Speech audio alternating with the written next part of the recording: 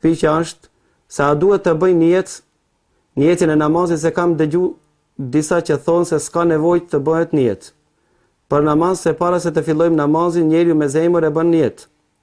Ndërsa disa të tjerë të thuan se duhet të bëhet niyeti, mirë po pazon. Ju lutem një sqarim. Si ka vepruar pejgamberi sallallahu alaihi wasallam në këtë gjendje?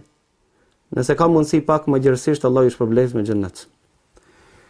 S'ka dyshim se niyeti është kusht në namaz, po në çdo ibadet. Nga se pejgamberi sallallahu alaihi wasallam thotë innamal a'malu binniyat. Veprat shpërblen sipas niyetit. Pra do e mos njeriu duhet të prezantojë niyetin në zemrën e tij, për që jetë për të qenë një vepër e pranuar te Allahu azza wa jall. Mirë po pyetja parashtrohet se para ibadeteve, a duhem të theksojmë niyetin me gjuhë apo jo? Nuk posedojmë argument nga pejgamberi sallallahu alaihi wasallam, as argument të sakt, po as argument të dopt. Pra nuk ka hadith, as të vërtet, as të dopt, se pejgamberi sallallahu alaihi wasallam ka shpreh niyetin para se të lidhet namaz. Nuk posedojmë argument si shokët e pejgamberit sallallahu alaihi wasallam. Njëri nga ata të kenë theksu apo të kenë bën niyet para se të hinë namaz. Të shprehin me gjuhë dhe të thojnë vendosa apo bona niyet të fali namazin e drekës 4 rekat, edaen ose kadaen ose kështu me radhë. Pra shokët e pejgamberit sallallahu alaihi wasallam, asnjëri nga ata nuk transmetohet as me hadithe të vërteta, as me transmetime të vërteta e as me të dobta, se e kanë shqiptuar niyetin. Po më e çuditshme është gjithashtu se 4 imamët nuk transmetohet nga asnjëri imam se ata kanë potencu apo e kanë preferu që të shqiptohet niyeti. Pra, kjo vepër konsiderohet herësi e re në dinën e Allahut azza wa jall.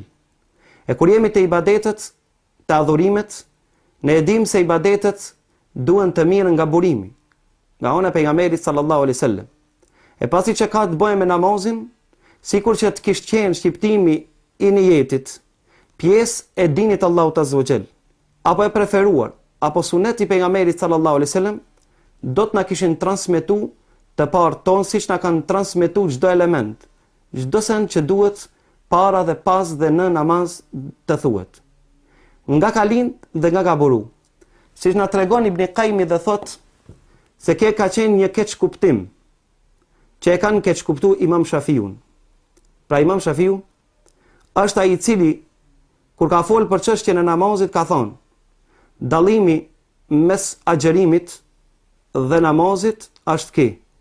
Ka thonë nga se namazi nuk fillon, nuk starton vetëm me dhikr apo me shprehje, që ka pas për qëllim Imam Shafiu në këtë rast fjalën Allahu Akbar. Pra namazi nuk fillon pa marrë tekbirin fillestar, që quhet Allahu Akbar, ndërsa agjerimi fillon me hyrjen e kohës.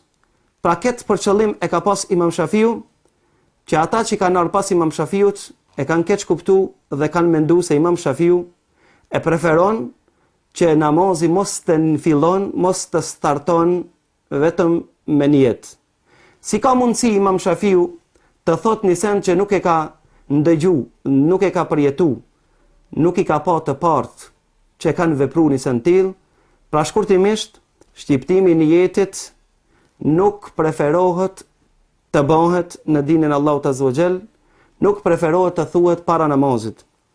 Po shqiptimi apo vendosja dhe niyeti bëhet me zemër, siç e kanë vepruar shokët e pejgamberit sallallahu alaihi wasallam dhe pejgamberi sallallahu alaihi wasallam.